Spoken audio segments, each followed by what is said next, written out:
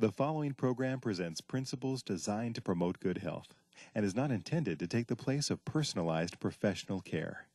The opinions and ideas expressed are those of the speaker. Viewers are encouraged to draw their own conclusions about the information presented.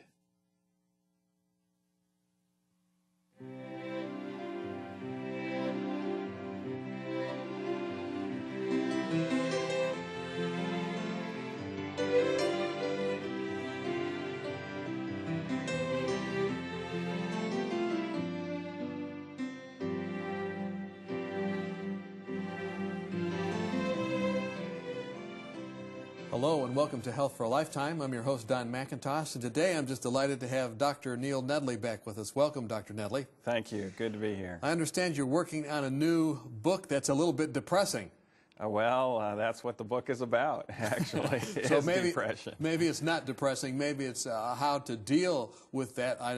You maybe don't even have a title for the book yet, but you're working on that. It's coming out. Some of the things we're going to be sharing today will be in that book, either when they see this program or maybe a little bit after.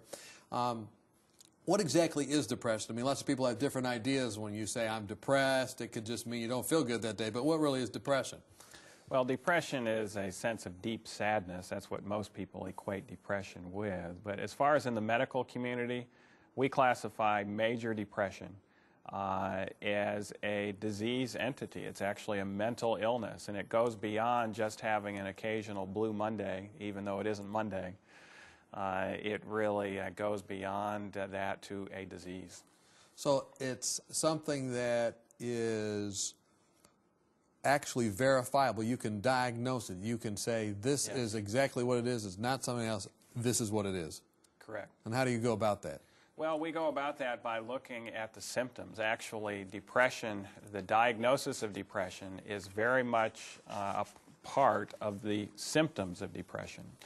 And if you have 5 of those 9 symptoms for more than 2 weeks, you are depressed. You fit the diagnosis of major depression. Okay, so if you have your pen and pencil, you're going to tell us those, aren't you? That's right. So maybe you can repeat them later too, but what are those 9 symptoms? And you said if you have 4 or more, 5 or more? 5. Of these 9, then you have major depression if it's gone on for 2 weeks. Correct. Okay, what are they? Deep sadness is one of them, or a feeling of emptiness. Some people will just feel emptiness inside and not really the deep sadness. But if that persists for more than 2 weeks, you've got one of the symptoms. Okay. Second symptom is that of apathy, where an individual just doesn't have the motivation they used to have. Doing fun things aren't really all that fun anymore. And just a general sense of a lack of purpose would fit under the apathy, which is the second characteristic. Third is agitation.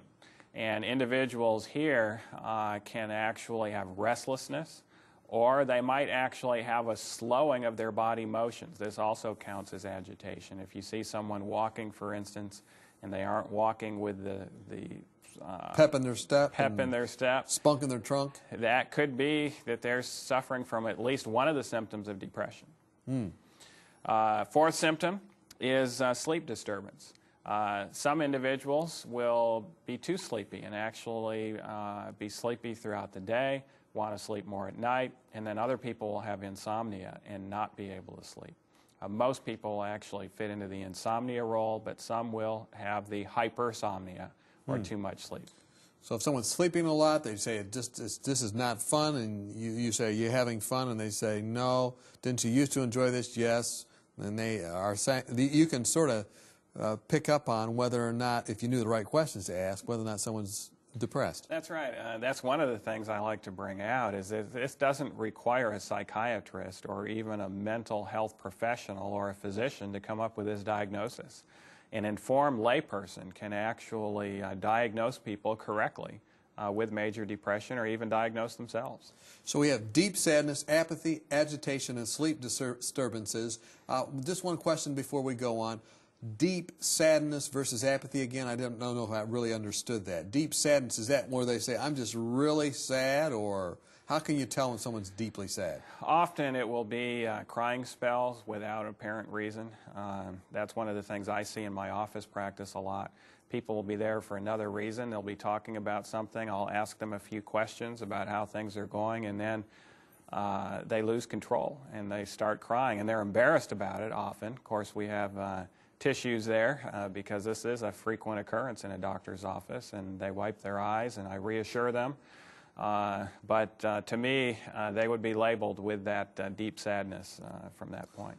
Okay, deep sadness, apathy, agitation, sleep disturbances, what else? Weight changes or appetite changes. Some individuals will feel a need to eat all the time and will actually gain weight, and others will lose their appetite, lose their sense of hunger, and actually not be hungry, and as a result lose weight. Okay, so if they're heading for the refrigerator, they could be depressed, or if they're not, they could be depressed, but you have to look at the other symptoms. What's another one? Another one is actually a sense of worthlessness. Individuals will actually feel like they don't have self-worth anymore. They won't feel useful to others. They will always be putting themselves down in regards to their attributes. And that is one of the more serious, but a real symptom of depression. Why is it more serious? Because that usually leads to yet another symptom of depression, and that is morbid thoughts. Once people get this feeling of worthlessness, some people, as they advance, will actually begin to get into the morbid thoughts where they're actually beginning to plan their demise or coming up with a suicide plan. Okay, so any others? Yes, lack of concentration is another. In fact, this is very common among depressed individuals. They will be indecisive. They will have a very difficult time in making a decision. The evidence is there. They can look at the evidence, but as far as making a decision based upon that evidence, they have a real rough time doing that, and they often relegate that decision-making process to others. And that is a very significant but very common symptom of depression. So if you have 5 of these symptoms, that being deep sadness, apathy, agitation, sleep disturbance, help me out when I get wrong here, weight or weight loss, fatigue. Okay, we didn't mention fatigue, but that is the 9th one. Okay. And that's the one that most people come to me as an internal medicine physician for. They're coming to try to find out, why am I so tired? Mm-hmm. And in the process, I start asking them other questions, and not always, but some of the people that come to me complaining of fatigue, the reason for it is they're depressed, and they haven't really recognized that. And then we have to give them that diagnosis, and then also find out why they're depressed, and then get them on the appropriate treatment program. So 5 out of 9 for 2 weeks. But let me say, what if I just had my dog die, or I had a relative die, or I was in a car accident? Does that count? That would count for situational depression. Okay. Situational depression normally resolves on its own. Given enough time after a grieving event, the depression and that deep sadness and emptiness goes away. With major depression, however, it does not go away on its own. At least most commonly it does not. And the only way it's going to go away is when we find the cause and get on the appropriate treatment program, and then it can be gone forever. You don't have to be depressed for life. Okay, so there's good news. It's not all depressing. That's right. Okay, so once you diagnose it with one of the 5 out of those 9, or maybe just a sub situation where you're not really have full blown, but you have some of it. What are the real risk factors involved? I mean, is it in fact just a coping mechanism so that you don't burn yourself out when bad things are happening, or are there really downsides to having depression? Oh, there are significant downsides to having depression. It would be bad enough, Don, if it just caused these things. I mean, living your life with deep sadness and emptiness is a sad state of affairs to be in. But unfortunately, it does much more than that. It increases the risk in men of having a heart attack. It increases the risk of both sexes if they're depressed after having had a heart attack. It increases their risk of dying from complications of their heart attack. It increases the risk of certain cancers. And it also increases the risk of stroke.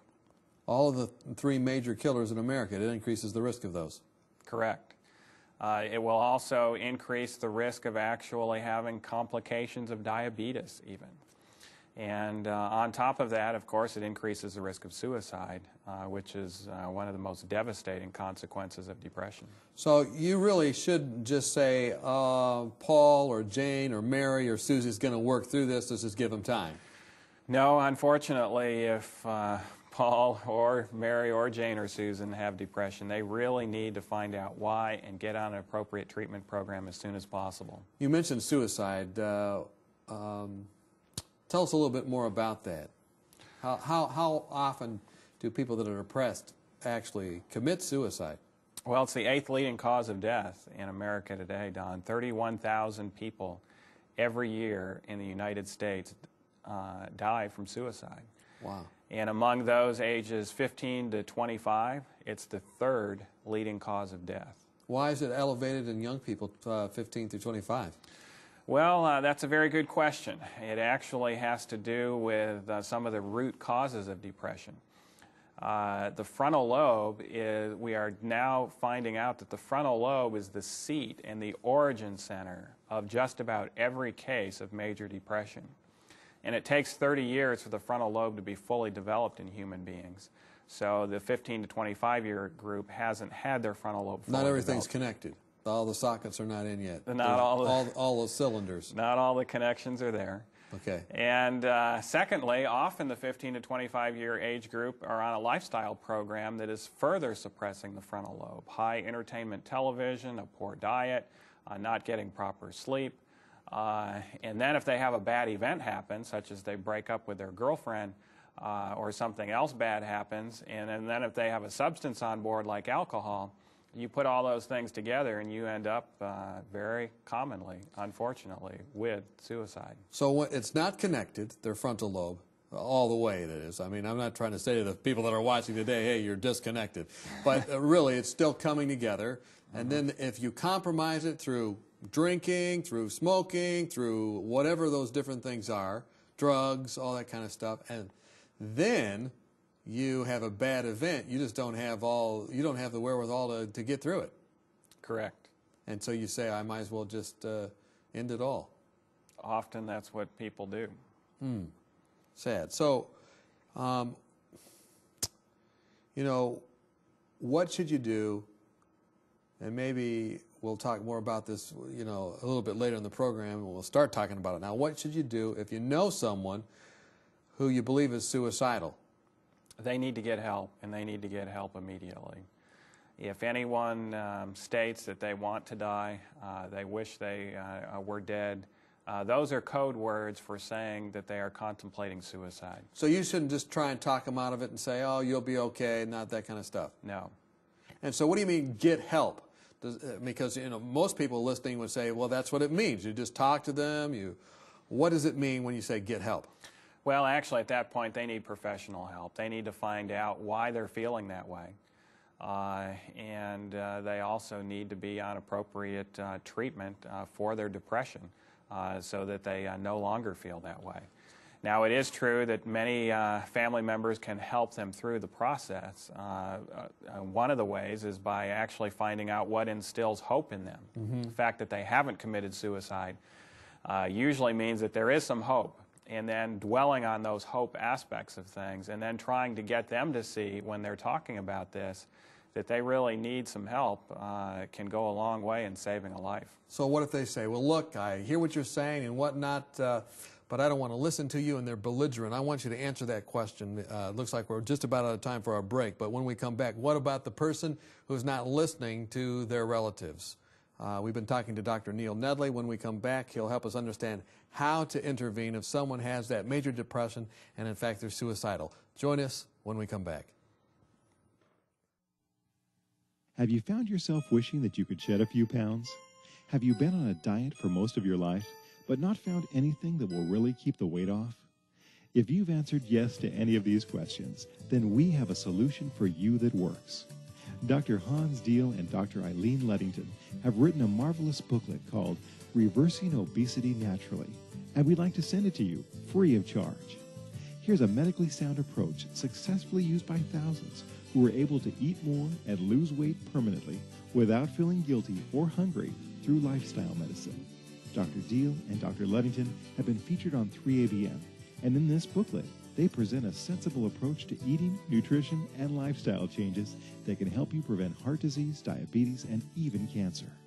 Call or write today for your free copy of Reversing Obesity Naturally, and you could be on your way to a healthier, happier you. It's absolutely free of charge, so call or write today. Welcome back. We've been talking with Dr. Neil Nedley about depression, but you know, we had mentioned just before we went away that if someone is so depressed that they're suicidal, how do we intervene? What if they don't respond? I want to come back to that, but there were some interesting, what would you say, risk factors that set us up for depression that I think that we should cover, and then we'll come back to remind me if I don't remind you to come back to that question. But what are some of the risk factors? Who's more likely to be depressed? Well, actually, as far as suicide itself, males are more likely to commit suicide. Females are more likely to be depressed, but males are 4 times as likely to commit suicide than females are. Is that because do females attempt suicide more? Females actually do attempt it more, but they're not near as successful on their attempts. Males, when they do it, they tend to really want to do it and get it done the first time. And so that's something to keep in mind. If you have a depressed male, often it can be, although it can be serious with females as well, often you need to take it a little more seriously in a male person. Okay, so then what are some of the other risk factors besides being male? Being under the influence of alcohol. Almost 50% of all suicides take place under the influence of alcoholic beverages.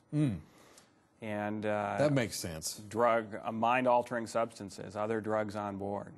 And so that is something that we really need to pay attention to. And if those drugs weren't used, we would have a lot less suicide. Again, the frontal lobe, you're saying Again, they exit out. lobe. They can't really use their reasoning abilities. Correct. What else? Unwillingness or refusal to seek help for their depression is actually a risk factor for suicide itself. So that's the one we were talking about, that if they say, no, I'm not going to go get help, that's actually another risk factor. That's a risk factor. Okay. That's right. Another one would be if the individual had a serious physical illness. The elderly actually commit suicide at a higher rate than any other age group, even a little higher than the 15 to 24-year age group. And that's because often they have a serious physical illness and they don't know how to cope with it, and they go ahead and commit suicide. They say, might as well just get it over with. That's their thought process, but unfortunately it's not a healthy thought process. No, not at all. And then homosexuality is actually a risk factor for depression, as is those that listen to heavy metal music. That has been shown now as a risk factor well, for depression. How would that work? How would someone who is homosexual be a risk factor? Is that because of the way others in society relate to that behavior, or is that because of the behavior itself? Probably a combination of those factors. Actually, the researchers who brought out homosexuality as a risk factor mentioned that those are 2 probable reasons, but the actual reason why it's a risk factor has not been completely unfolded. And heavy metal, why is it that that's a risk factor? Probably, again, because of what it does to the frontal lobe of the brain. Heavy metal music is quite a suppressant effect on the frontal lobe. And it can have an influence actually similar to alcohol on the frontal lobe of the brain. Seems to me like country western music might be a little depressive. I always listen to that and go, oh, she left me, oh, he left me, oh, poor me. Yeah, that sounds kind of depressing. It can be melancholy music, and who knows, we might find out that that's a risk factor as well. But the one that's been looked at closest is the heavy metal music up to this point. Okay, so there are some of these risk factors that you really can do something about. What you listen to and what behaviors you're involved in, those are important things. Anything else? Those are the main risk factors for suicide. Obviously, all the risk factors for depression, of which there are even more we could get into, but being depressed itself, of course, is a risk factor for suicide. Well, let me come back to that question. Okay. We've now learned that, you know, one of the actual risk factors is refusing help when someone says they're suicidal. What should you do then? I mean, so many times it's kind of a stigma to either admit that you are depressed and suicidal, or you don't want to be the bad guy, so to speak, when you're helping someone. What would you say to both those types of individuals, and what do you do? Well, first of all, it's always better, if you can, to try to talk the individual into receiving help. Try to talk them into the benefits that they could gain from this, and the fact that they don't need to be worried about the stigma. Abraham Lincoln suffered from severe depression. Winston Churchill suffered from severe depression, but these individuals were able to actually harness the powers of their brain and get on a program that actually made them great individuals. So just because you're having severe depression or having suicidal thoughts and are seeking help for that does not relegate you to the dumps of society by any means. But there are, as you mentioned, there are people that no matter how you talk to them, they are going to say, I'm sorry, I'm not going to get help. Yeah, I want to end it all, and I want to end it all, and I don't want to have anybody intervene. Mm-hmm. So what do you do then? Then you have to be the bad guy. And being the bad guy will save a life, and you need to understand that. And by being the bad guy, you have to actually turn them in to a health professional. And that health professional or the law department also has to get involved. The health professional can contact the police. If they are a danger to themselves, then the laws of this land allow us to forcefully treat the individual. And that means that they are committed for a 72-hour period, at which point they are given the opportunity for help. Okay, so this is the good way to be a bad guy. That's right. And we really should do that. Will they eventually come around and say you did the right thing most times? Or? Most of the time, they will thank that person for saving their life down the road. They may not do it in the first week or two, but after they have gotten complete help and they're over their depression completely, which sometimes can take a few months, they will come back and thank you. Mm. So take action now is really the word. If this kind of thing is happening and you've seen those symptoms, if they have 5 of the 9 different things and one of them is suicidal ideation or saying, I'm going to do that, they don't necessarily even have to have a plan, do they? No, that's right. Some suicidal patients have not had a plan up until the minute before they committed suicide. They're contemplating it. They'll tend to tell somebody. Most suicidal victims will actually tend to tell somebody that they don't want to live anymore. But to ask them whether they have a plan or not does not necessarily tell you as to whether they're going to do it. You should still follow through. Now I'm interested about the Winston Churchill and Abraham Lincoln, I believe that you mentioned. You said that they had this problem, but they found ways to treat it or to live with it. What did Winston Churchill do? What did Abraham Lincoln do to find satisfaction or to, treat depression? I'm sure they didn't have the drugs back then that we do. What did they do? No, there was no Prozac or Zoloft available in their day. Actually, what they did was to get on a reasonably good lifestyle program and a thinking process to actually get them over their depression. And we don't have all the details on what they did. Necessarily, but we do know that they were both students of the mind and students of thinking, and they were actually able to habitually get their minds off of the melancholy and deep depression. I mean, Abraham Lincoln went so far as to say that if what I felt were equally distributed to the rest of the human race, there wouldn't be one smile left on the face of the earth. I mean, that's how bad he felt, how deeply depressed he was. But yet he was able to overcome that and give the Gettysburg Address years after he had overcome depression. And so, and Winston Churchill, his father, thought he was going to, in fact, was quoted as saying that he would be an obscure individual who would never make it. He failed his entrance to college, his entrance exam to college a couple of times. Winston Churchill did. And ended up having quite a few problems before he overcame them. And so there is hope. And there's actually more hope today, Don, than there was back in those days. for depression. We now know so much more about it than we did back then. And we also have so many more ways of finding the actual root cause of the depression and then getting them on the appropriate treatment. And let's come back to that just in a minute. We have about 3 minutes left, but I want to ask another question. What are the long-term effects of depression if it's not treated? There's serious long-term effects. There's a loss of the hippocampus. This is the area of the brain that involves memory. And the longer you are depressed, the smaller that hippocampus will become. And the worse the memory will end up being, and even the opportunity for memory will go down.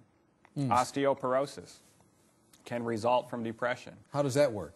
We're not exactly sure, but it probably results from the rise in the stress hormone levels. Cortisol, for instance, that occurs in depressed patients, and cortisol will get rid of bone mass.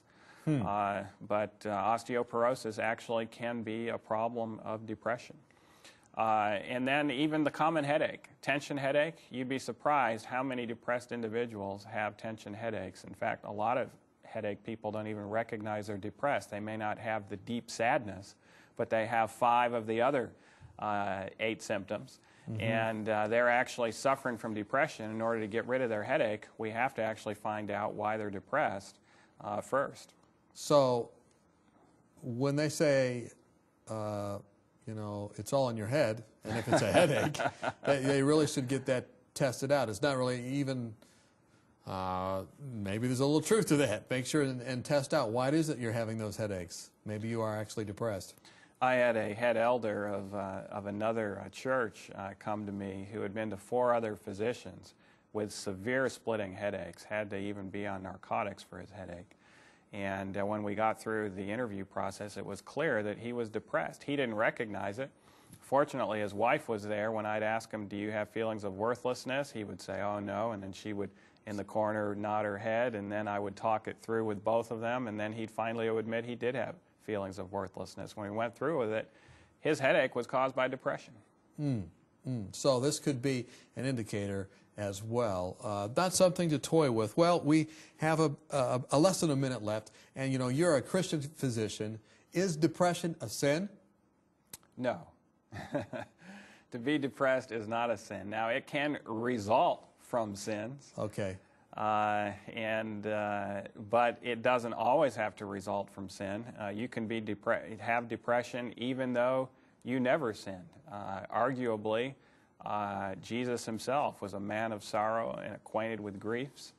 But in many cases in this world, it is a result of not following the laws of health, and through either eating, drinking, or lifestyle measures that have helped bring this about.